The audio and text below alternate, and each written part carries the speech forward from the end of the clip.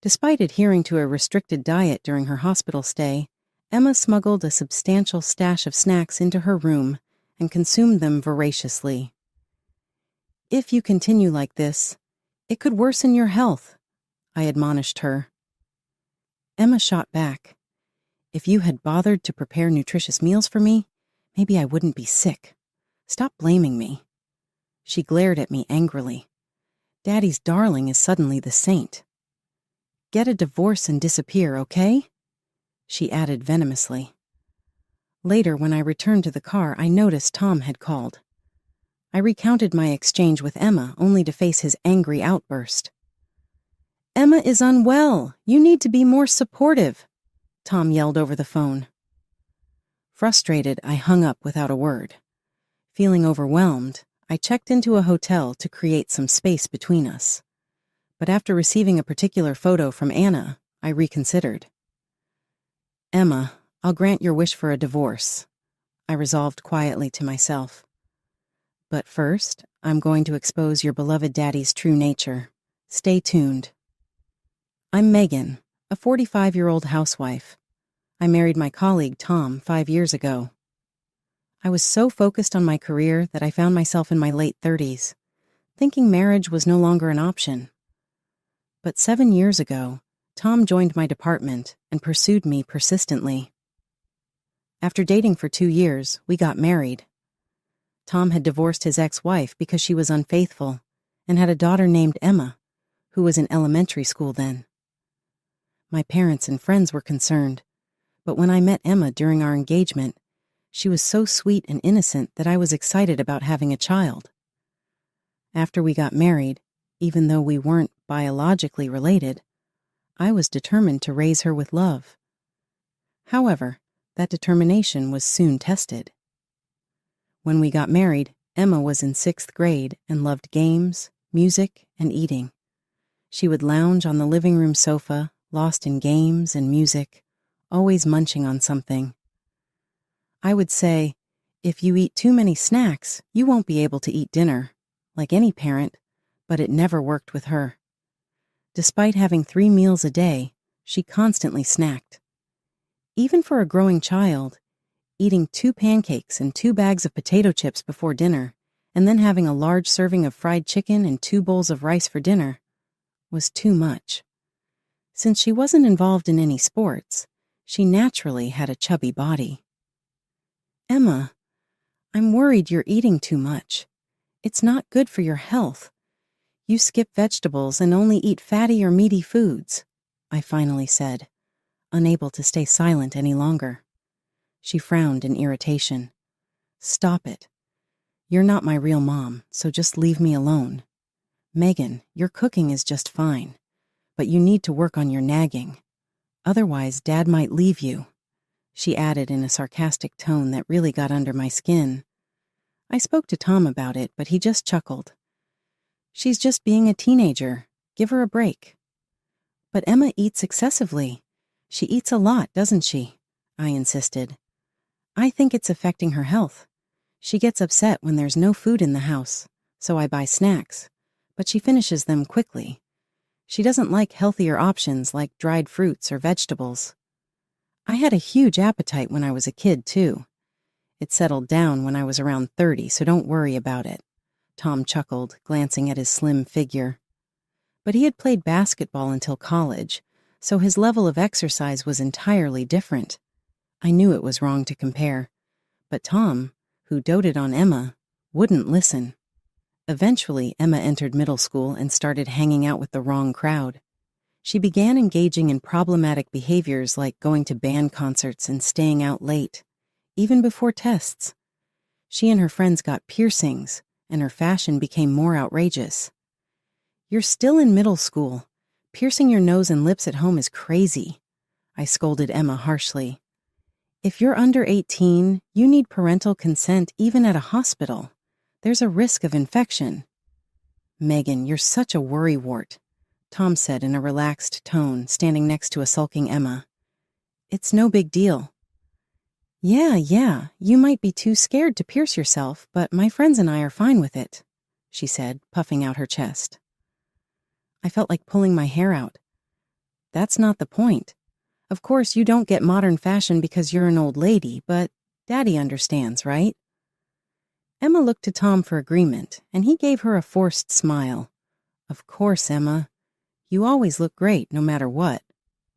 Tom said with a loving expression that made me want to throw up my hands in frustration. Even in high school, Emma neglected her studies, spending most of her time on games and music.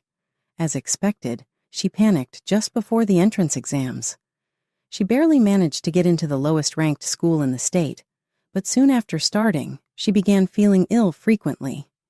She complained of fatigue, exhaustion, stomach aches, nausea, and low-grade fevers. A visit to the local clinic led to a diagnosis of stress related to school. Initially, I agreed, but as the symptoms persisted, I pushed Emma to see a general hospital. What? I hate needles and tests because I'm so sensitive, she whined. Tom sided with her. Forcing her to go is harsh. Let's wait a little longer. But what if it's something serious? Tom, we are at work during the day. What if she collapses? I asked, concerned. Emma responded casually. Then you should quit your job. Yeah, if you take care of Emma, I can work without any worry. You can even take her to the hospital if needed, Tom added. I was momentarily speechless. But Emma is your daughter, Tom. Don't be so indifferent. She's your daughter too, blood or not, Tom stated. Emma interjected. And besides, Dad probably makes more money than you, so no one will notice if you're not at work. Feeling disheartened because I found my work fulfilling, but unable to refuse my daughter, I reluctantly resigned. Emma wasted no time in treating me like a servant as soon as she got home from school. Oh no, I forgot to buy pudding. Go buy me some from the cake shop by the station, she commanded. Massage my legs, they're so tired. Oh, and my shoulders and back too. What's this? Stew? I want sweet and sour pork. Throw this out and make that instead, she demanded, her mood worsening when she felt unwell. She claimed she couldn't sleep and would call me in the middle of the night to discuss trivial matters. That girl in class is such a teacher's pet. It's irritating. Hey, are you even listening? Don't fall asleep in front of me, she scolded. She even asked for impossible things, like curing her headaches. Tom, can't you do something about Emma? Exhausted from lack of sleep and emotional strain, I pleaded with him. I understand she wants someone to talk to her when she's sick, but this is getting too much. I can't handle it anymore, I admitted. Tom furrowed his brow and sighed. But you're Emma's mother now, so you need to manage it. Plus, kids' tantrums are cute, aren't they? He replied. Why don't you take over on weekends? I suggested, so I could at least have some peace even just on the weekends. Tom shrugged helplessly. I work to support us too, can't you see that? You should try to meet our daughter's requests with a smile. Can't you come home a bit earlier? I pleaded urgently. You've been working a lot of overtime lately, with many weekends and overnight trips. Can't you spend more time with Emma? I asked desperately. No way, I'm swamped. Emma is your responsibility, Tom replied, deflecting responsibility for our daughter onto me and showing little interest in getting involved himself. My trust in him waned as Emma's condition persisted for over a year. A co-worker suggested it might be a liver issue. We really should get her checked out properly at the hospital, I insisted repeatedly, but Tom always refused. However, a single comment from a coworker made him change his mind instantly. I was frustrated, but I went along with them. After a thorough examination, Mia was diagnosed with cirrhosis. She has jaundice and ascites. It's grade B right now. It's not immediately life-threatening, but it's quite severe, the doctor explained. Why did we wait so long? I asked, feeling a mix of frustration and concern. We're sorry. Both Tom and Emma, usually carefree, hung their heads in shame. It seems the cirrhosis resulted from hepatitis C. Do you have any idea how this might have happened? For instance, Did you pierce your ears yourself and share the equipment without proper sterilization? The doctor asked Emma. Oh, she gasped. I think so, she muttered, realizing the consequences of her actions. Her face was down as she bit her lip. Will she need surgery? Tom asked anxiously. The doctor replied calmly. First, she needs to be hospitalized for nutritional and exercise guidance. However, if this continues, it could progress to liver cancer. A liver transplant would be the best option once her condition stabilizes. Understood, I replied, feeling the weight of the situation. After seeing Emma off to her hospital room with a nurse, Tom and I went home to prepare for her stay. During the drive, Tom suggested, "Let's register for a living donor liver transplant. Waiting for a donor might worsen Emma's condition." "Yes, you're right," I agreed. "Then I'm counting on you too, Megan," Tom said, glancing at me. "You'll register as well, won't you?" I asked him. "No way. I can't handle pain," Tom replied, surprising me. "They say donors can have complications like bowel obstruction or ulcers. It'd be a problem if that happened to me since I'm the breadwinner." "That's a valid concern, but is it okay for me to be the donor?" I wondered aloud. "Don't worry, it's usually not life-threatening. The liver regenerates even after part of it is removed, so it's manageable." Tom reassured me with a cheerful smile that left me feeling unsettled. Despite my fears, I couldn't sit back and watch Emma's condition worsen. After undergoing compatibility tests and discovering I was a match, I registered as a donor. Now, whenever her condition improved, I was prepared to donate part of my liver. Honestly, I was terrified. But as Emma's mother, despite not being biologically related, I wanted to support her in every way possible. One day, after some time had passed, I received a call from the hospital. Emma's condition had stabilized, and they wanted to schedule the liver transplant surgery. Coordinating with the operating room and the doctors, I realized that since she had animosity towards me, she might refuse the transplant if she knew I was the donor. So, I asked the doctor to keep it a secret. Soon, the surgery date was set, and I went to the hospital for tests. On my way back, I stopped by Emma's room and was shocked. Despite being on a restricted diet, she had bought a lot of snacks from the hospital store and was devouring them. I lost my temper and scolded her sternly. "Do you understand your condition? If you keep this up, it could be life-threatening.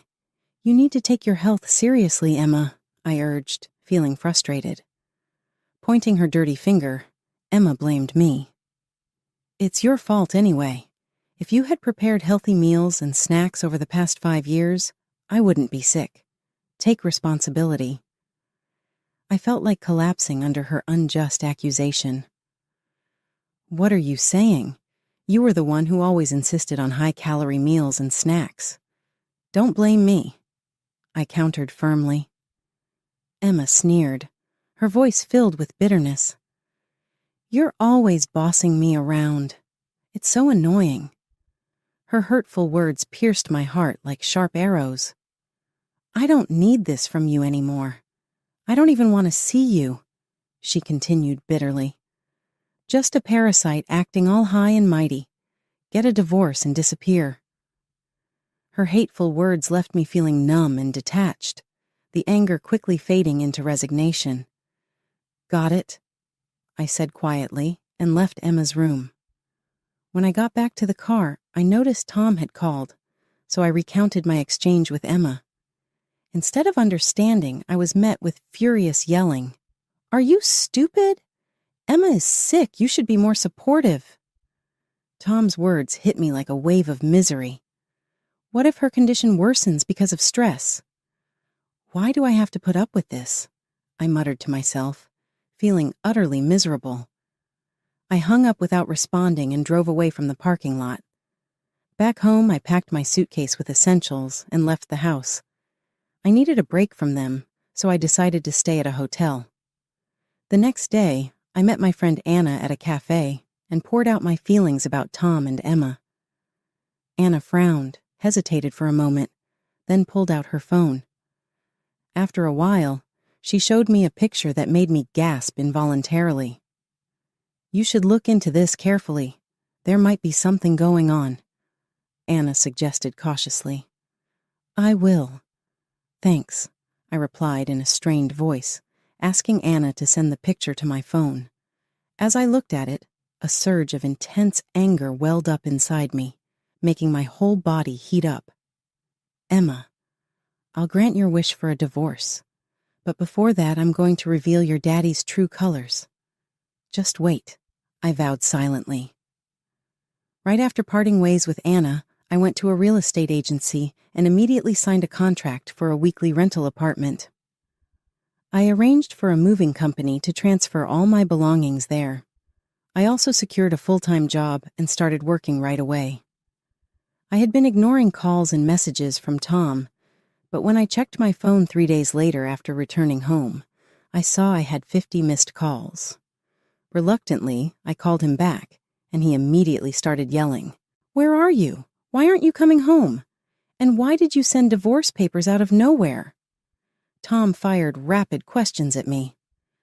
"That's none of your concern," I responded coldly to his barrage of inquiries, which only seemed to anger him more. "Don't play games.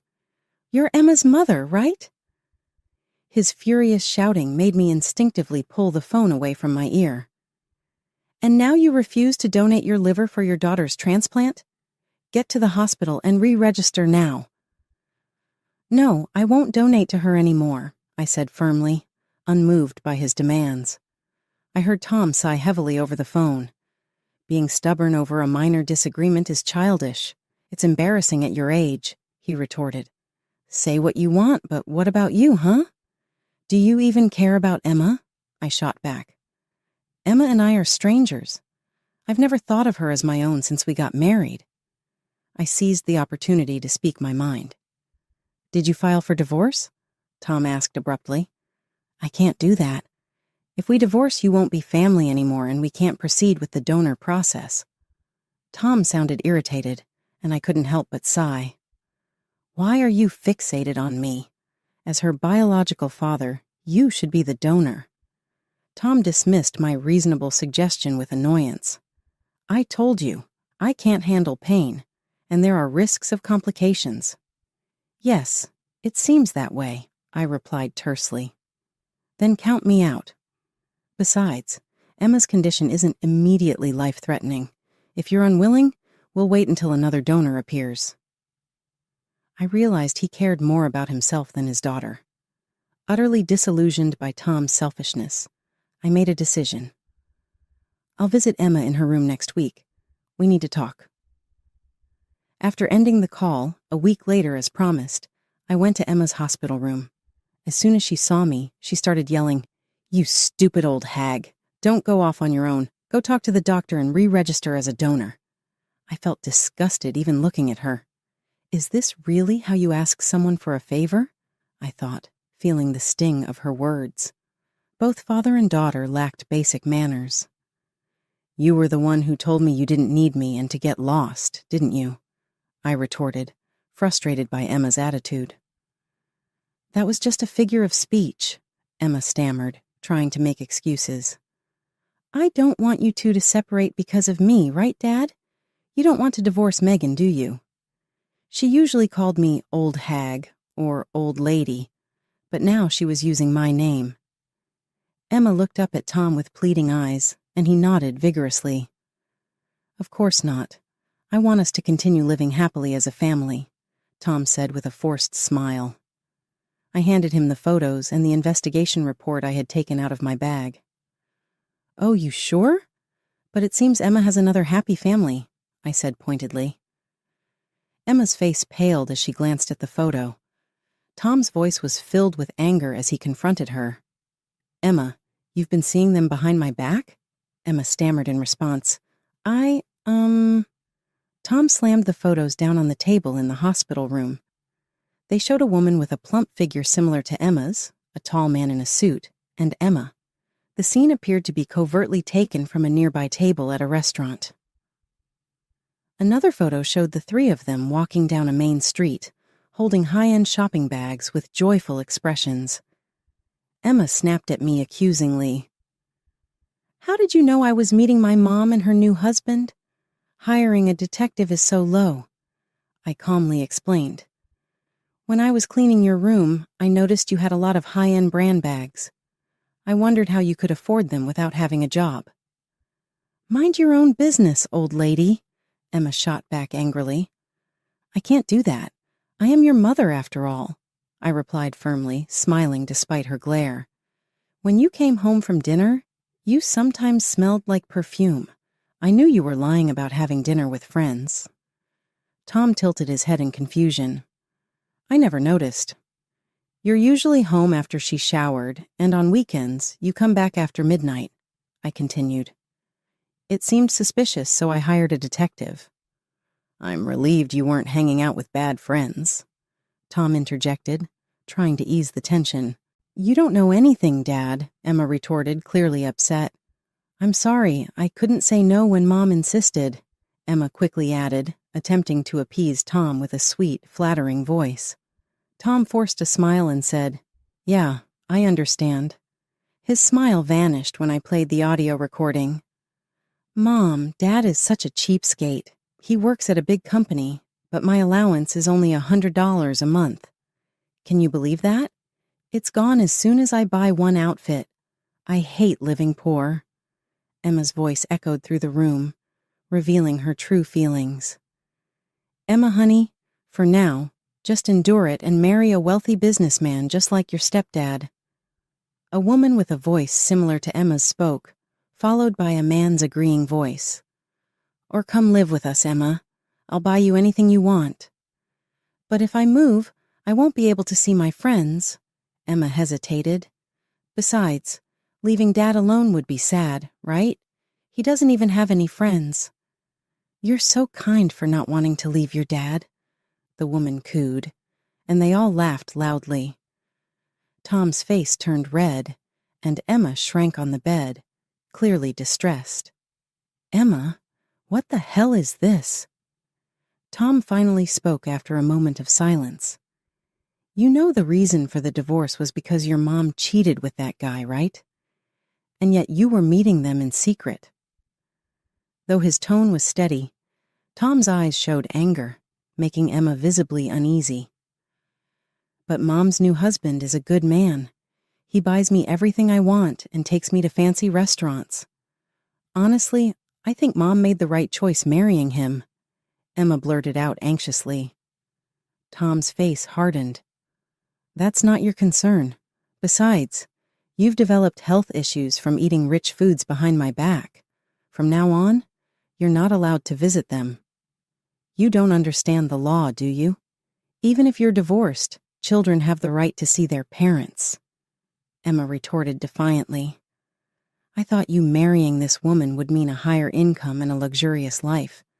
But all I get is a small allowance, no dinners out, and nagging. There's no point in being at home," Emma muttered bitterly. "So that's what you were thinking when you were flattering me during our engagement. One mystery solved," I said with a sense of clarity, letting out a faint smile. Next to me, Tom wore a smug expression as he turned to Emma. "Listen, I work hard, sweating and stressing to support you. Do you think I enjoy working overtime and going on business trips?" Tom reasoned with Emma, his voice tinged with frustration. "But Dad, I'm saving money for your future. Isn't that more important than luxury right now?" Emma countered. I glanced at Tom's profile intently. When he asked what was on my mind, looking puzzled, I smiled. "The other day, I had a chat with your boss. You know, I used to work in the same department as you, so we're acquainted." "Yeah, so what?"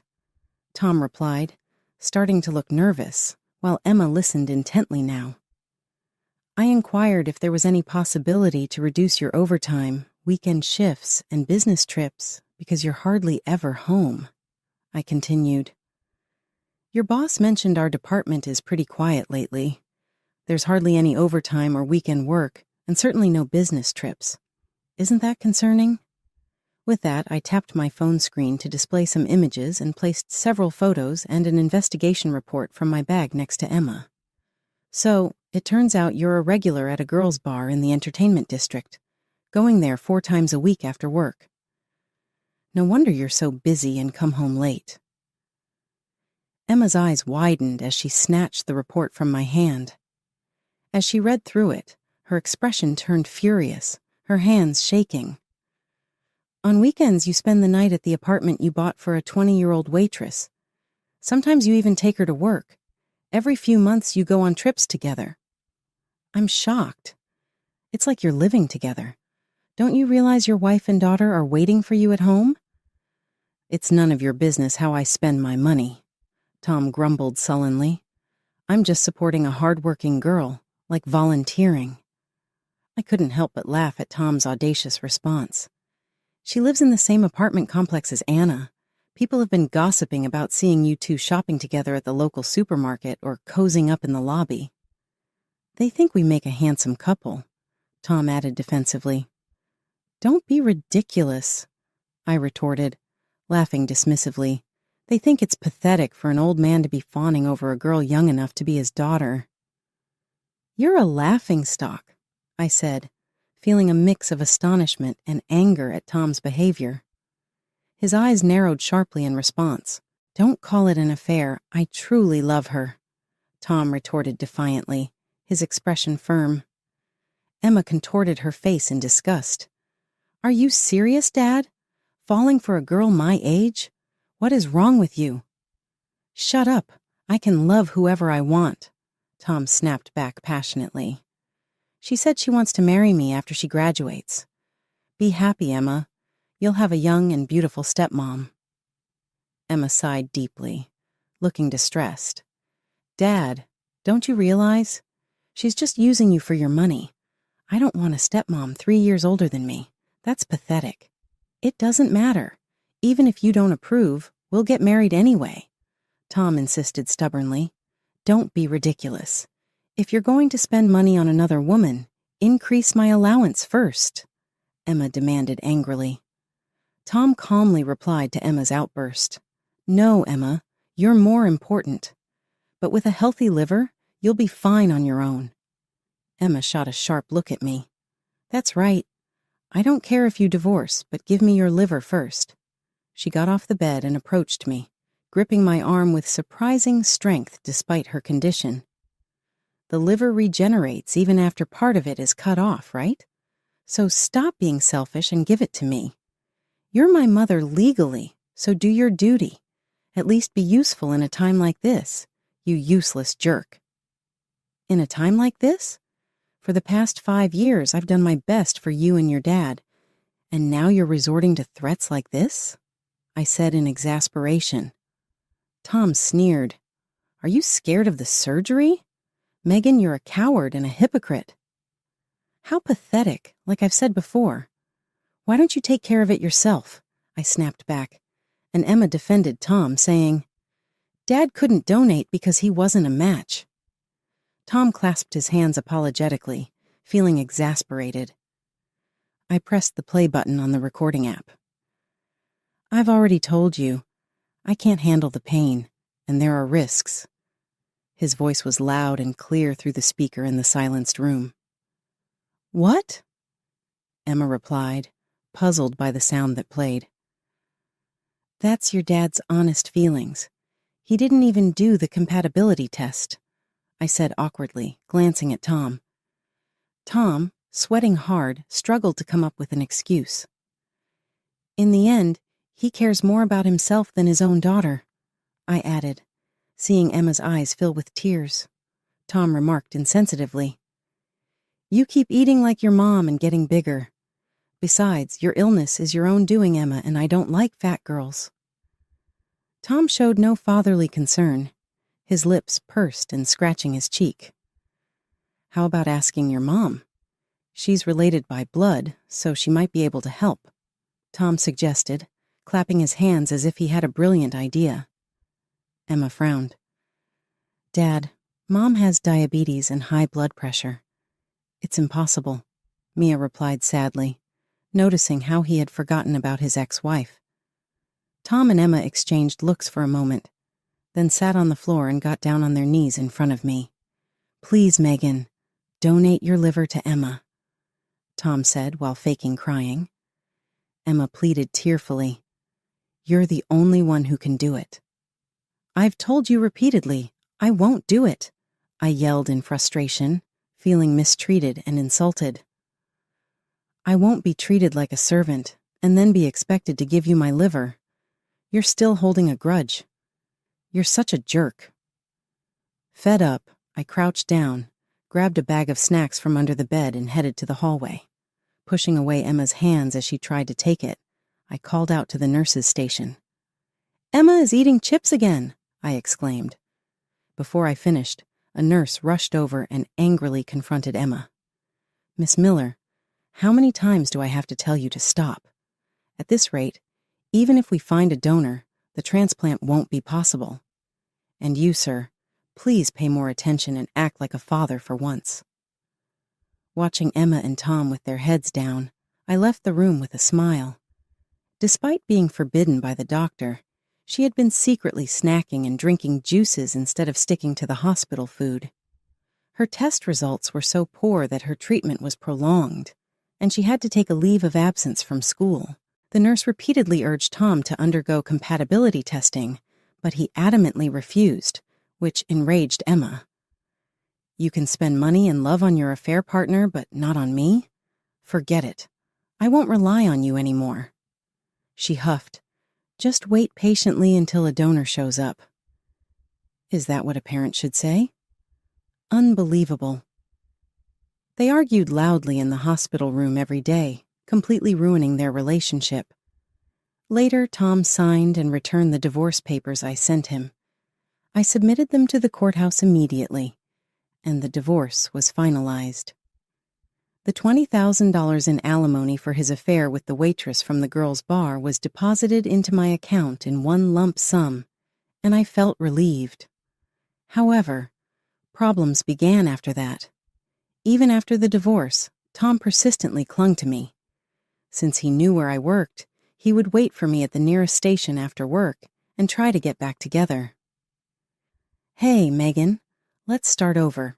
Emma's medical bills are piling up, and after paying you alimony, my savings are gone. I need you." "You spent your savings on your side chick, didn't you?" I replied coldly. "She dumped me when she found out I was married. Emma won't talk to me either. I'm so lonely. Please come back. You brought this upon yourself. If you continue stalking me, I'll involve the police," I shouted at him. Finally, Tom ceased appearing. Subsequently, his affair with the 20-year-old became public at his workplace, leading to a sharp decline in his reputation. Now, he navigates each workday on edge. When Emma informed her mother about her hospitalization, she boasted about all the wrongs she had done to me and bitterly complained about my cancellation of the donor registration. In response, her mother sent a curt reply, thoroughly exasperated. "I never expected you to be so unappreciative. I'm disappointed in you." I once considered reconciliation, but let's forget it. Take care of your dad. Emma read and burst into tears, causing disruptions with the nurses. She's now known as the ward's biggest troublemaker. Since I canceled my donor registration, no new donor has come forward. Emma's past habits of binge eating and drinking worsened her condition. Although she eventually started following a diet, it was too late. Doctors now warn her that she could develop liver cancer at any moment. She spends her days in the hospital crying and living in fear. Over the past 5 years, I've come to a profound realization. No matter how hard you try, some people will never appreciate your efforts. Despite the hardships, I also had positive experiences. A colleague who supported me during tough times became someone special, and after dating, we got remarried. At our intimate celebration, Anna and my parents met my new husband, appreciated his kind and sincere nature, visibly feeling relieved. I am determined to build a happy family with this wonderful